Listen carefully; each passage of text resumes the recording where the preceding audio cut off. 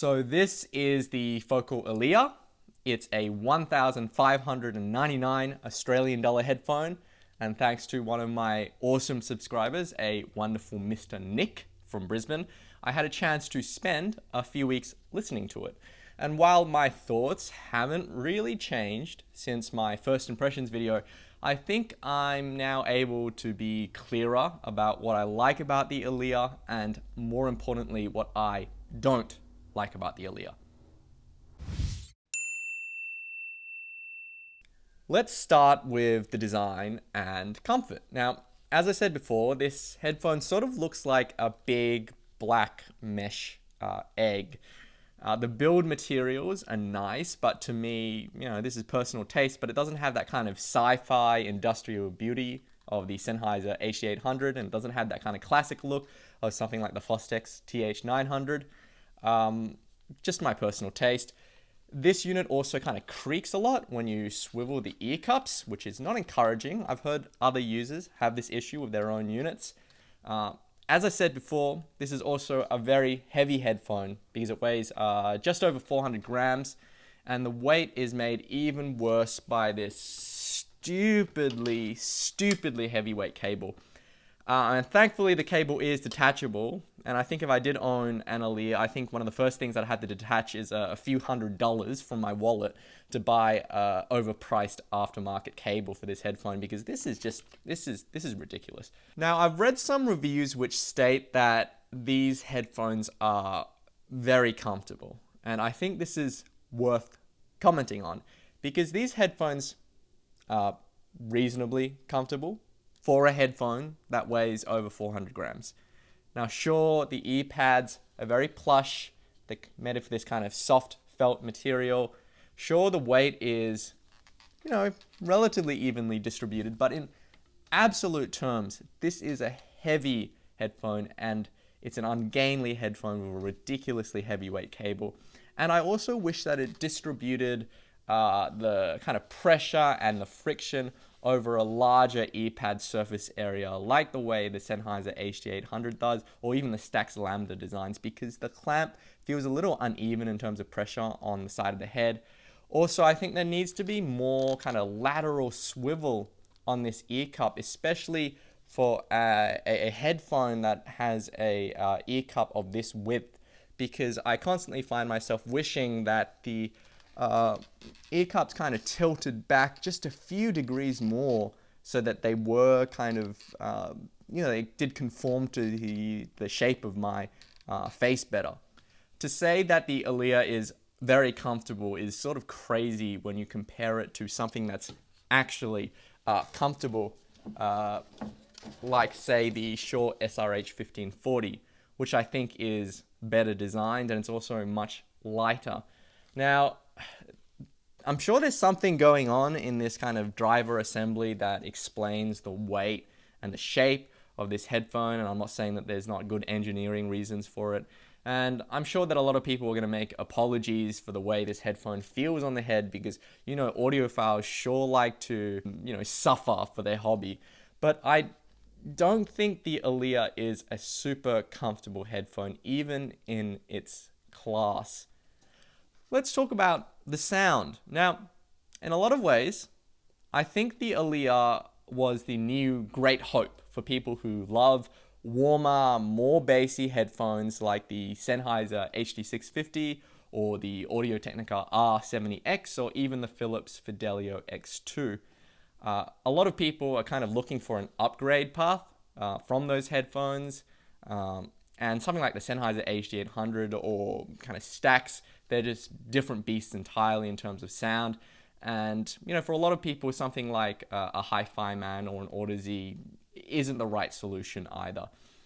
I think the Elear is kind of almost the no-brainer kilobuck step up from the HD650 or the R70X, because it does all the lovely things that those headphones do. Just like the HD650, the R70X, it's kind of a warm, natural sound. But with the Elear, you also get this really wonderful sense of articulation. It feels really open and natural on the ear. It's hard for me to put in words, but it has a really, everything sounds well formed on the Elear. Imaging is just really nice. The bass on the Elear is also really great because it's kind of punchy and rumbly and really deep, and it's just delicious bass, though it still doesn't have that kind of visceral slam that I love in something like the Audeze LCD2. I think the Elear is a decent all-rounder, and the bass makes it fun for even, thumpy electronic stuff.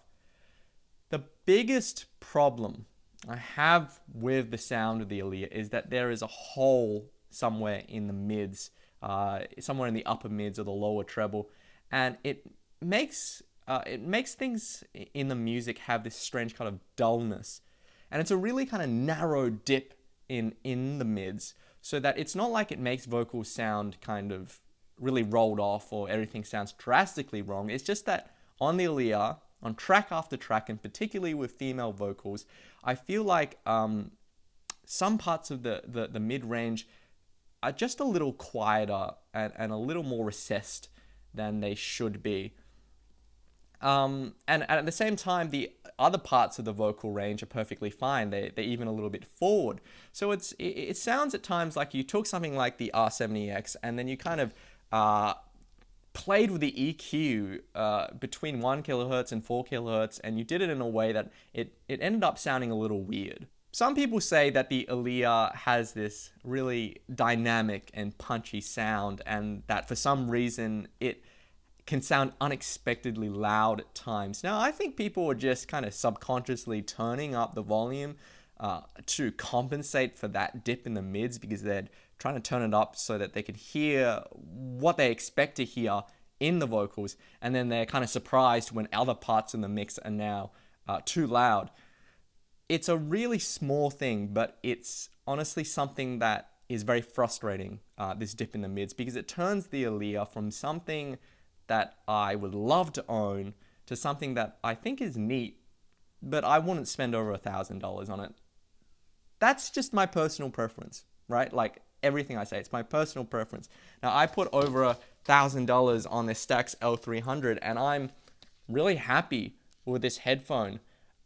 Even though compared with the Elear, it's got a lot more bass roll off. It's just a thinner and tinnier sound overall. But I think the L300 sounds punchier. I love the way it does vocals, and to me, vocals are kind of just really important. And as I said in my first impressions review, I think this might be kind of my preference for the way Japanese headphones tune vocals. That just might be leaking through in terms of my preferences. Case in point, the Elear doesn't make me feel very bad about the Audio-Technica R70X either, because even though the R70X doesn't really touch the Elear in terms of technical performance, the Elear just has much better bass control, much better bass depth in particular in terms of the very lowest frequencies, and it's got that kind of more open soundstage, better imaging. I still think the R70X does vocals better than the Elear, and it's just a more kind of comfortable headphone overall. So this is still sort of my pick for a natural, warm-sounding, open headphone that's comfortable. And I think for the same reason, although I haven't done the direct comparison, you could prefer the Sennheiser HD650 over the Elear. Now, here's something out of the left field, maybe a little bit strange as a recommendation, but I think if you wanted a warmer, bassier headphone that still has a lot of really a nice kind of tone in the vocals, I think it's worth also giving the Shure SRH1540 a demo. I feel like this is a slightly underrated headphone.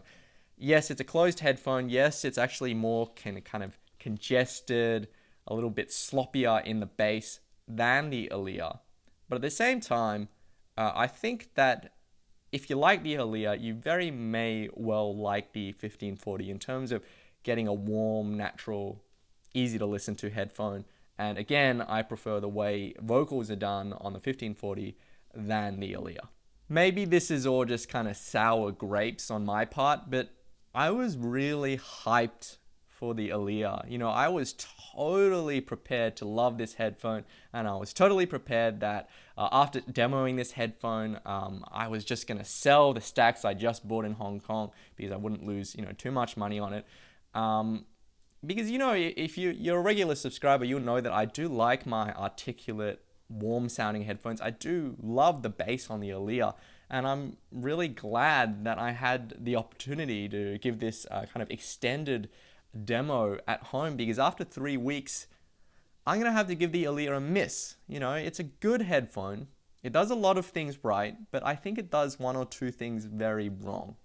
So once again, I want to thank Nick for giving me a chance to try his new toy, and I'll be sending back these to their rightful home with no regrets. Happy listening.